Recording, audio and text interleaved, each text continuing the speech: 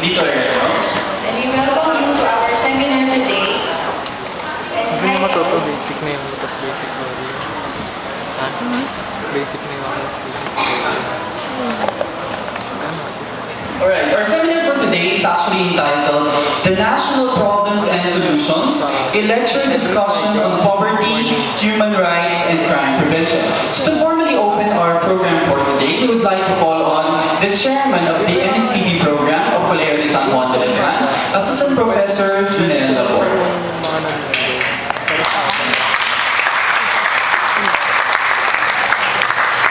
Good afternoon, colleagues, guests, and students. First and foremost, thank you for being here. I know that you would want to be in another venue today, but thanks for your spirit of volunteerism. We are all here in the SC Auditorium. So I will just make this short. I would just want you to do 3 things today, okay? For you to know, for you to learn, and for you to apply. For you to know, of course, what the guests will be sharing this afternoon, for you to learn from what is being shared or what has been shared after, and then finally, for us to apply, okay, the learning that we will be getting this afternoon. Apply to whom or to where? To our partner communities next semester. So this will be part of a series of lectures, discussions, designed for NSTP program, for you freshmen, for you Letranites. And then again, hopefully in the process of learning, you get to apply. So later, you will be asked to formulate also questions to our guests, okay, and points of discussion, okay, together with your facilitators once you go back to your classrooms next meeting. Okay, so with that, thank you so much again for being here, and Aripala. Thank you very much, Assistant Professor Junel Laporte. So to formally start our lecture program for today, we are very thankful that we have a police inspector from the National Police Commission. He has been in the service for 20 years now and experience in public speaking on crime prevention and drug abuse control. So in his long time of presenting in so many different experiences, he has been awarded as the Best Speaker Award by the Technical Panel on Criminal Justice System during the NAPOLCOM anniversary in 2009. So without any further ado, we would like to call on Police Inspector Henry Flores Elmito.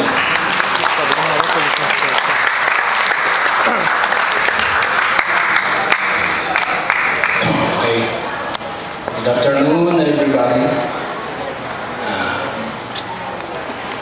After this session, if you have time, siguro may panahon kayo makapanood pa ng TV. Ano ba yung mga news? 24 oras, TV Patrol, di ba? Ano ba yung mga napapanood natin? Puro crime, di ba? Hindi na nawawala yan. Parang part na ng life yan, nagiging balita. Kaya, dapat pag-aralan natin paano tayo hindi maging biktima ng krimen. Diba? Example na yun, nakikita natin, naging biktima sila ng krimen. Dapat tatanim sa isip natin, paano naman ako hindi magiging biktima? Alamin muna natin ang definition ng the word, yung crime. Crime prevention ng ating pag-aaralan, alamin natin ang meaning ng crime. What is crime? A very simple definition according to Mr. Webster, crime is an act or commission punishable by law. Example of an act punishable by law, theft, robbery, murder. Sabi ng batas, ng tinadang batas, huwag mo gawin. Pero yung isang binabanggit na commission punishable by law, pinag-uutos ng batas na dapat mong gawin, hindi mo ginawa. Halimbawa, isang example, abandonment of person in time of danger. May naging biktima ng hit and run. Dapat tulungan natin yan. Magiging neglect of duty yan. May nakita kang nalulunod, kaya mo palang sagitin, magaling kang lumangoy, hinayaan mo lang siyang mamatay, may pananagutan tayo dyan. Nakita mo yung krimen na nangyari in front of you. Kitang-kita mo. Pero nakatanghod ka lang, pinanonood mo lang yung krimen na nangyari. Pag may nakakita sa'yo, sabihin, nandoon ka sa scene of the crime. Ikaw yung lookout. Ikaw pa, baka sabihin, ikaw pa ang accomplice sa crime. Eh, nandoon naman yung police station, may telephone booth, pwede kang tumawag. Merong barangay hall, pero wala kang ginawa. Walang iniwan yun doon sa sumama ka sa mga masamang barkada, nakagawa sila ng krimen. Alam mo yung ginawa nila dahil nandun ka. Pero kahit hindi ikaw ang mismong gumawa, sabit ka doon sa crime. Kaya pag-aralan natin, what are the factors that influence a person to become criminal? Merong factors yan. Hindi naman natin pwedeng sabihin na yung bata ikulong because both the parents, the mother and the father are criminal.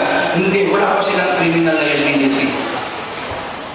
Merong process bakit nakagawa ng krimen ng isang tao. The first factor is what we call poverty. Ano ba yung poverty? Kahirapan, di ba? Inuli ng pulis, bakit mo inisnatch yun? Bakit mo inold up yung tao? May pangailangan. Diba? Lalo na kung isang ama ng sabayan, marami siyang anak, may asawa siya, alam niyang may mga needs yung kanyang family, pero wala siyang pinagkakitaan. Ano ang gagawin niya? Gagawa siya ng crime. Kung ang isang babae may pangailangan din, wala siyang hanap buhay, ano ang gagawin niya? Kadalasan ang babae niya ay mag-engage sila sa prostitution. Diba? Ibebenta nila ang kanilang katawan, sarili. Kung may bibili, buy one, take one na siya, walang bumibili. There is a problem. Another thing, tinatawag natin psychological factors, di ba? Oh, may mga tao hindi naman nila akalain nakagawa sila ng krimen. Yung mga tao under the influence of drugs, di ba? Binabalitaan kayo na isang tao pinatay niya yung buong pamilya niya. Di ba? Dahil ang tingin niya doon sa nanay niya na nagagalit siya, pinagagalitan siya. Dahil under influence of drugs, ang tingin niya, bruha. Bruha ang tingin niya doon sa nanay niya. Dumating naman yung tatay niya, ang tingin niya, kapre. Lumapit pa yung mga...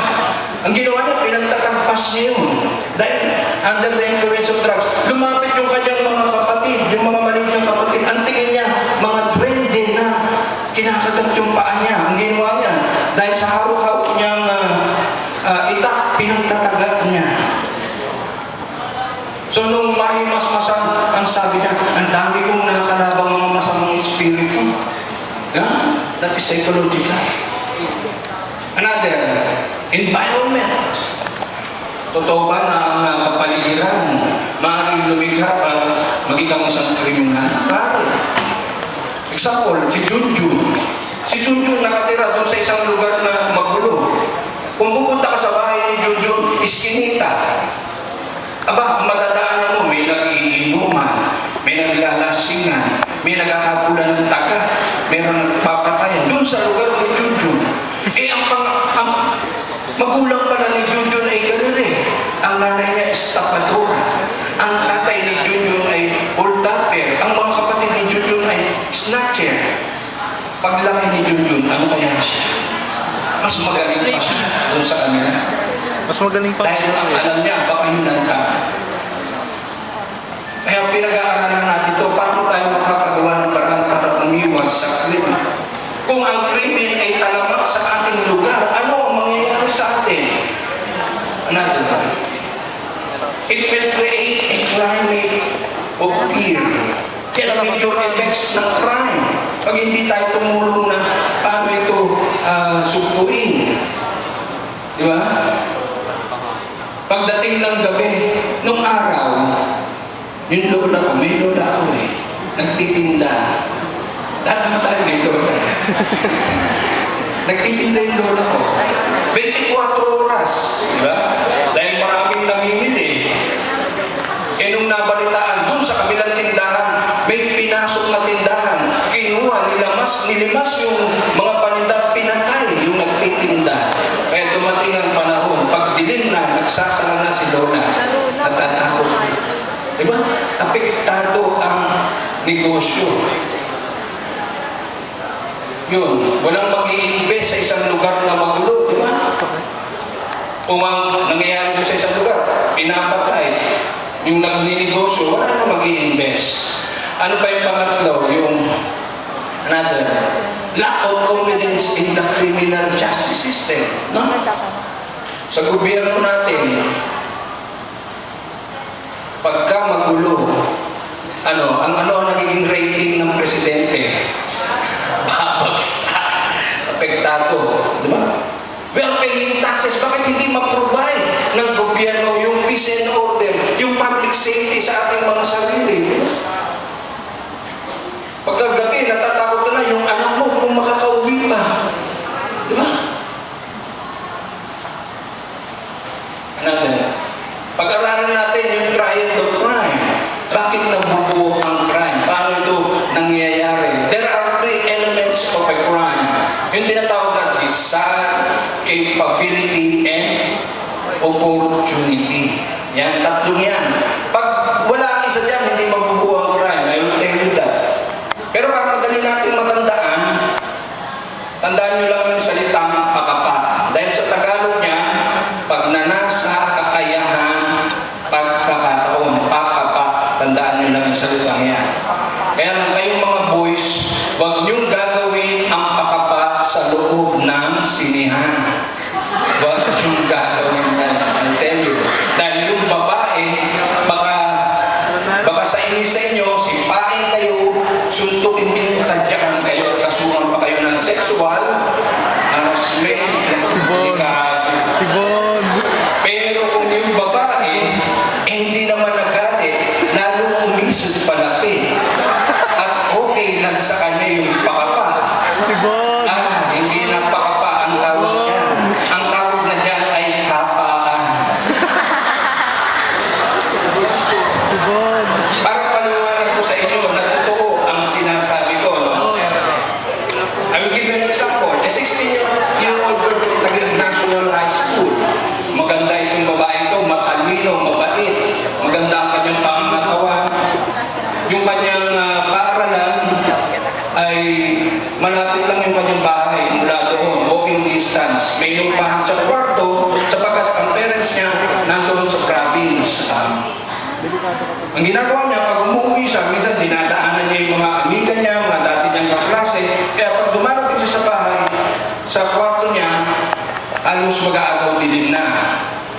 Yung kanyang kwarto na tinutuluyan, ang bintana is facing a restaurant na nagbebenta ng mga mamahaling, mga inumin at saka masasarap na pulutan. Ang ginagawa pa na ng babae, pag uwi niya, hinahawin niya yung kurtina, yung bintana. So that fresh air will come in, bubuksan ng ilaw, magpapatugtog siya ng kanyang DVD player, at saka siya magpapalit ng damit. Caught unaware, may nakakakita sa kanya. An investigation conducted by the Napolcom, yung palang panahon na yun, oras na yun, laging dumadami kaagad ang mga umiinom. Ang nangyayari, nag-aalis siya ng kanyang damit. Aalisin niya yung paloob, aalisin niya yung bra. Ano ba sa Tagalog ng bra? Ano yun eh, French term niya, Brazil bra. Ayon kay Lope Casantos, yung silya, ano yun? Spanish term ng silya, ang tawag yan, salung uwe. Ano ang Tagalog ng bra?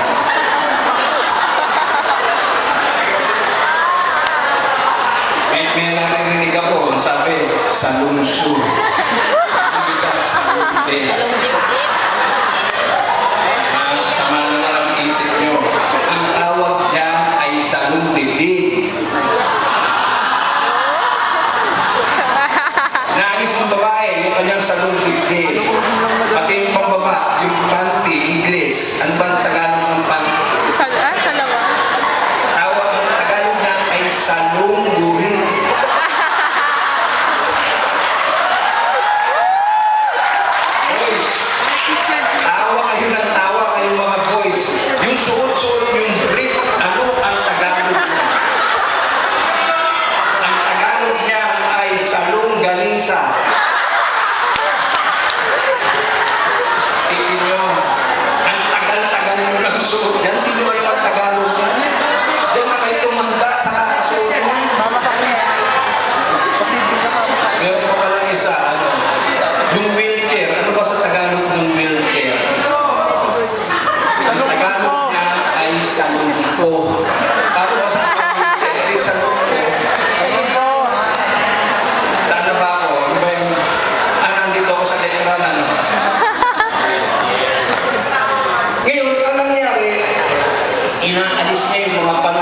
sinasalong, kitang-kita.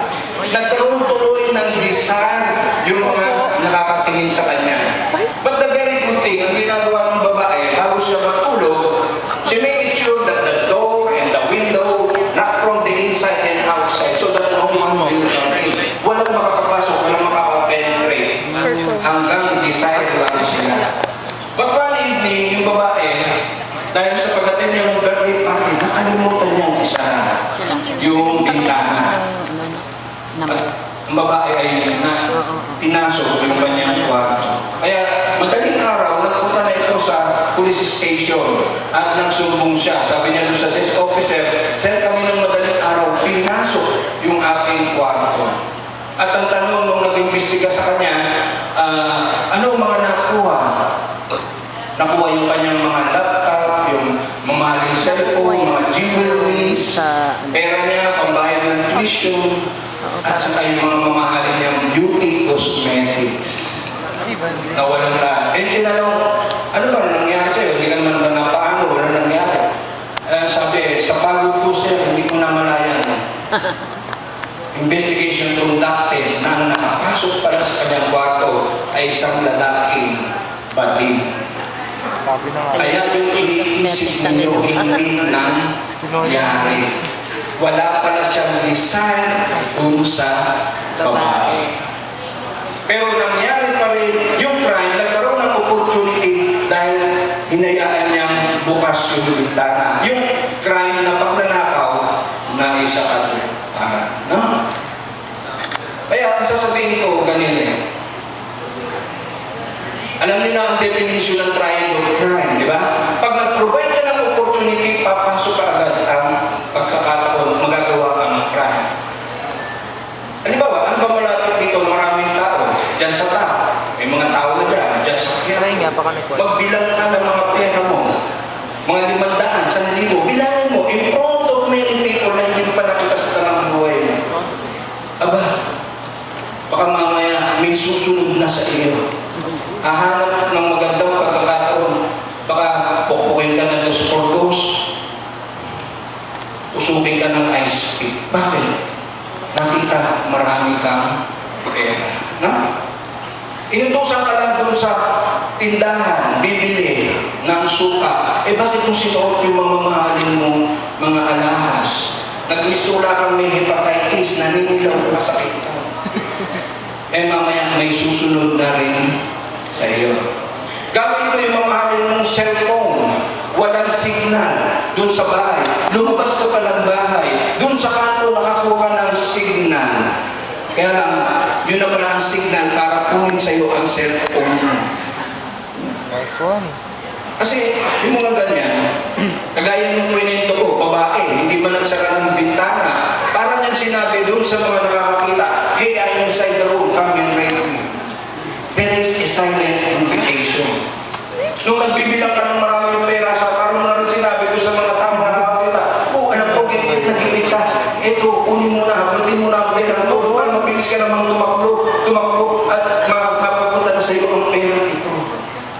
Diba? Kaya sa bawat gagawin natin, isipin natin, baka ito maging mitsyapaki ng ating buhay. I'll tell you that. Sa bawat krimen, akala natin, yung mismong naging biktima lang ang magsasaper. Hindi. Meron din kaakibat, may kasama doon. Halimbawa, yung isang ama ng sambayan, hinold up, pinatay. Siya lang ba ang biktima ng crime? Hindi. Pati yung kanyang anak, pati asawa, sino lang magtataguyod doon? Wala na. Pati sila biktima ng crime. Yung babae na halimbawa nagahasa, naging biktima ng panggagahasa, yung trauma na kanyang mararamdaman din ng kanyang mga magulang at kanyang mga kapatid. Sila rin nadawit sa pangyayari. Yung isang estudyante na pinag-aaral ng kanyang mga magulang, sumama sa fraternity rumble, sa fraternity initiation, napatay siya. Ang estudyante niya, na sana hindi naman mangyayari sa inyo. Siya lang ba ang biktima ng crime? Hindi. Pati ang kanyang mga magulang, kanyang mga kapatid na umaasa sana na pagdating ng araw sila ang magiging magtataguyod sa kanila, pero hanggang wala. Kaya, try to think about it. Bawat gagawin natin, mangyayari ang crime kung hindi tayo mag-iingat. Then papasok yung tinatawag ng 5 pillars, tingnan mo nga yung 5 pillars of the criminal justice system. Yung sa 5 pillars, wala. Sige. Ano ba ang 5 pillars of the criminal justice system? Nandyan ang police, nandyan ang prosecution, nandyan ang courts, nandyan ang correction, nandyan ang members of the community. Yan ang 5 pillars of the criminal justice system. Na kung ikaw ay magiging biktima ng crime, papasok ka dyan sa tinatawag na criminal justice system. Di ba? Oh, una, mag-iimbestiga ang pulis. Kung ang pulis ay magaling mag-iimbestiga, matutuloy ang kaso. Pero kung ang nangyari, ang pulis ay ka-classmate nung tatay, nung gumawa ng krimen. Alam niyo yung ka-classmate? Yung isang baso lang yung gumagalaw. Glassmate, sabi niya. Halimbawa, nakagawa ng krimen ay si... Meron bang pangalang Pulano rito? Pulano? Wala, ano? Dahil yung pangalan na yung pinakapangit na pangalan na pagka ipinangalan sa'yo, pagagalit ka sa nanay at tatay mo. Pula. Halimbawa, si Pulano ay nakagawa ng krimen. Naalala ko tuloy yung may nagpabinyag sa pare. Ang sabi nung mag-asawa, "Father, ang gusto po namin pangalan ng anak namin ay Toyota." Pero sabi ng pare, "Bakit naman Toyota ang pangalan ng anak mo? Eh, pangalan ng sasakyan niya, ng kotse." Si Father naman, yung una naming anak, pinangalanan namin Mercedes, pumayag kayo. Tapos yung sumunod naming anak, ang pangalan Celeste, pumayag din kayo. Tapos yung pangatlo naming anak, ang pangalan Maxima, pumayag din kayo. Bakit itong Toyota ayaw yung binyagan yung anak? Sige, wala na nagawa yung pare. Sige, binyagan na natin. Anong ibubuhos natin sa kanya? Gasolina o diesel? So, halimbawa, si Pulano ay nagkasala sa batas pang kriminal. Papasok kayo sa criminal justice system. Kaya lang mahabang proseso to. Kailangan ang 5 pillars natin ay nagkakaugnay. Eh kung hindi magaling ang criminal justice system, makaka-puslit si Pulano. Magastos pagka ikaw ay naghain ng asunto, di ba? Bayad sa lawyer. Kailangan may witness, di ba? Mag-a-attend ka ng mga hearing dahil naging biktima ka ng crime. Di ba?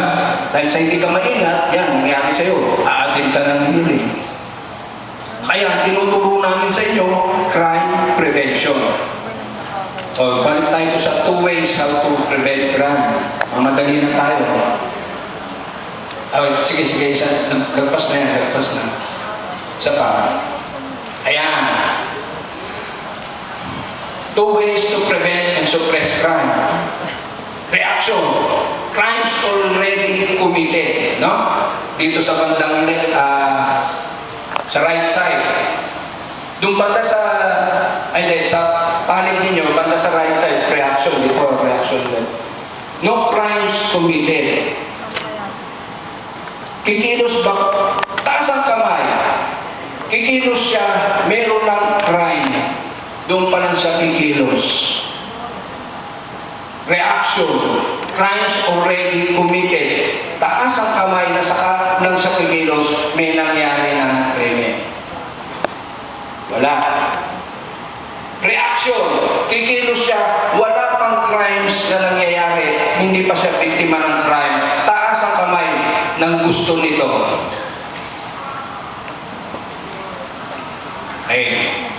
Kung meron lang akong camera, pupunan ko kayo. Dahil ibig sabihin, tama ang pinili ng mga taga-letran.